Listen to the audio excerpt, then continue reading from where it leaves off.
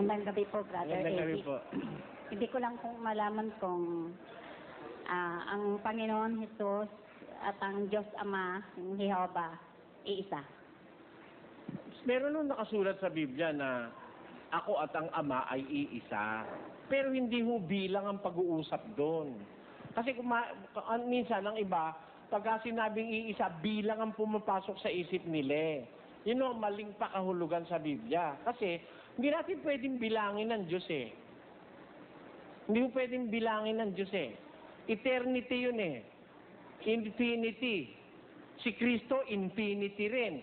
Paano mong bibilangin yun? Parehong infinity yun. It is impossible to count infinity.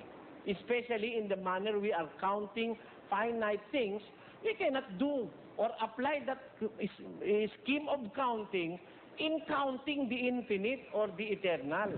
Hindi po pwede yun. Ano ibig ko sabihin?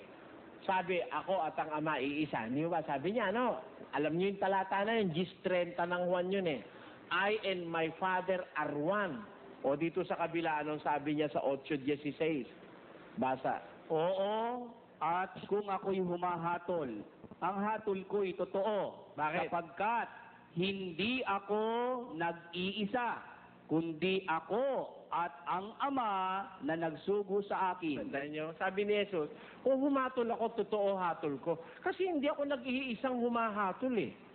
Hindi ako nag-iisa, kundi ako at ang Ama na nagsugo sa akin. Ilan sila? Sabi niya, hindi siya nag-iisa eh. Pwede, meron siyang ikalawa. Hindi ako nag-iisa pag humahatol ako, kundi ako at ang Ama, sabi niya. O, di ba? Kaya kung ang tanong niyo sa akin, ang intention niyo ay magbilang, ikinalulungkot ko po, hindi natin dapat bilangin ng Diyos. Hindi ko natin kayang bilangin yon. Kung ganun ho, sino ho talaga sa kanila ang tunay na Diyos? Pareho ho silang tunay. Yung Ama, tunay na Diyos. Sabi sa Biblia, 17:3 ng Juan, sabi ni Kristo, makilala kanila na iisang Diyos na tunay. Nung nasa langit yung Ama, nasa baba siya rito. Tama naman yun, dahil nag-iisa lang yung Ama sa langit na tunay na Diyos, nakatingala si Jesus. Pero pag parito ni Kristo, sabi naman ni Juan, na parito ang anak ng Diyos. Ito ang tunay na Diyos. Mag-ingat kayo sa mga Diyos-Diyusan. Dito sa lupa, maraming Diyos-Diyusan. May pumunta rito, tunay na Diyos. Yun nga yung anak. Tanong niyo sa akin, ilan ho ang tunay na Diyos? Tunay na Diyos yung Ama. Tunay na Diyos din yung anak. Hindi ba? Ay ganito kasi, pagka ba kayo tunay na tao at nanganak kayo, ano ba anak nyo? Tunay na kalabaw? Hindi. Tunay na tao rin. Hindi ba? Tunay na Diyos ang nanganak, ay di tunay na Diyos ang anak. Hindi naman po ngayon paano yun eh. Pakinggan nyo, sa isang talata ng awit, 82:1. Ang Diyos ay tumatayo sa kapisanan ng Diyos. Siya'y humahatol sa gitna ng mga Diyos. Aking sinabi. Aking sinabi, kayo'y mga Diyos, at kayong lahat ay mga anak ng kataas-taasan. Pag anak ka ng kataas-taasan, tinatawag ka na Diyos. Kayo'y mga Diyos sapagkat kayo anak ng kataas-taasan. Si Kristo, hindi basta anak. Ang sabi sa Biblia, siya'y begotten God, begotten Son. Talagang galing siya sa loob ng Diyos, ng Ama. Ipinanganak siya mismo ng Diyos. Ang nagkakamali po kasi yung iba, akala nila si Kristo pinanganak ni Maria. Ang ipinanganak po ni Maria, yung katawan tao ni Jesus. Pakinggan nyo, 10:4 ng Ebreo. Kaya't pagpasok niya sa sanglibutan, Pakinggan nyo yung salita. Pagpasok niya sa sanlibutan. Saan siya galing? Hindi siya taga sanlibutan.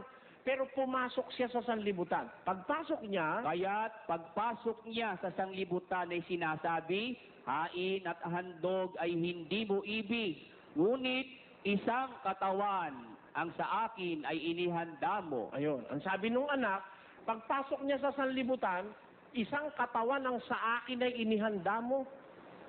Di may nakahanda ng katawan para sa kanya, kasi magkakatawan siyang tao. Yun ang ipinanganak ni Maria, nagkatawan tao siya.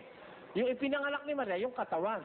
Pero yung pagka-Diyos ni Kristo, yung kanyang pagiging berbo, Ang Diyos ho ang nanganak nun. Pakinggan nyo, sabi ng Biblia. Sapagkat kangino nga sa mga anghel sinabi niya kailanman, ikaw ay aking anak, ikaw ay aking ipinanganak ngayon. Sabi ng Diyos, ikaw ay aking anak. Ikaw ay aking ipinanganak ngayon. Di mismo ang Diyos ang nanganak. Na ang Diyos ay nanganak. Pwede ka man lalaki, ikayon. Sabi ko, kulang ang kaalaman nila, no? Para sa kanila, babae lang ang nanganganak. Pero sa katotohanan, ang lalaki ho nanganganak din. Yung seahorse, nakakita na kayo ng seahorse? Yun ho, hindi babae nanganganak doon. Lalaki nanganganak sa seahorse. Kung sa material na gumawa halimbawa ang Diyos, na ang lalaki pwedeng manganak, lalo na sa espiritu, yung Diyos na makapangyarihan sa lahat, pwedeng manganak ng walang asawa. Di ba? At ang sabi ng Diyos, ipinanganak kita. Oh. Yun ho yung sinasabi nung nagtanong kaninang kapatid na yung karunungan, sabi niya, bago ang nilikha ang langit, ako'y nailabas. Ipinanganak na kasi siya ng Diyos, binigyan siya ng kanyang kalagayan. Yun na nga po ang nagkatawan taong Kristo. Ayun. Kaya, kung tatanungin niyo sa akin, ilan ba ang tunay na Diyos? Si Kristo'y tunay na Diyos. Nung pumunta siya rito sa lupa, marami siyang dinatnan Diyos-Diyusan, tinawag siyang tunay na Diyos. Tapos sabi naman ni Kristo, yung langit, sa langit naman may isang ama na tunay na Diyos. O edi may isang amang tunay na Diyos, may isang anak na tunay na Diyos. O ilan ang tunay na Diyos. Edi bahala na ho kayong magbilang.